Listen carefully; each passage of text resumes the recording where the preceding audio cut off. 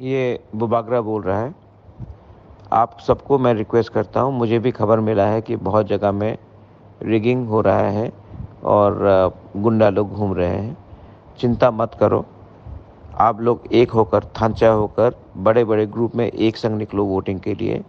और आप अगर बड़े नंबर में निकलोगे शांति से वोटिंग करने के लिए, कोई आपको रोक नहीं सकता। दूसरा बात है, अगर कोई आपको रोकने का कोशिश किया या कहीं में आपने देखा तो उसका वीडियो अपने मोबाइल फ़ोन से बनाओ और सोशल मीडिया में रिलीज़ करो। ऐसे गुंडे लोगों को प्रशासन को पकड़ना चाहिए, अरेस्ट करना चाहिए। लास्ट 70 साल से ये लोग ने यही चीज़ किया है हमारे संग, हमको डराया है, धमकाया है। अगर आज हमने थांचा रखा, आज अगर हमने एक होकर वोट किया, तो 70 साल का जवाब आज एक दिन में हम लोग दे सकते हैं।